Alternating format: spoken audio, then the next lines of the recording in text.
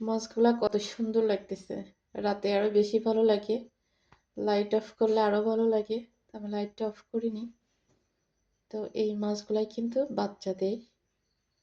চিন্তা করছি এই মাছগুলা উঠাই আর একটা অ্যাকুরিয়ামে রেখে ফাইটার মাছ দিব এখানে। ওগুলা দেখতে আরো বেশি ভালো লাগে। আমাদের বাসায় যেহেতু চাষ করে আমার দেবর, সেহেতু তো সমস্যা নেই। এত সুন্দর সুন্দর মাছ, শুধু মন চাই যে একটা রেখে একটা ছাড়ি, একটা রেখে একটা ছাড়ি। তা আসলে হয়ে ওঠে না, আলাদা এর জন্য অনেক বেশি সময় ব্যয় করা লাগে। অতটা সময় তো এখন আর পাওয়া যায় না। শীতের সময় রান্না বান্না অনেক কাজ থাকে। আরো অনেক মাছ মরে গেছে, আর আছে এখনো প্রায় 10-12টার মতো আছে।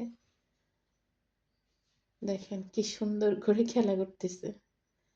আসলে এদের কোনো টেনশন নেই, এদের কোনো বাড়তি প্যারা নেই। দেখেন মাছগুলা সুন্দর না?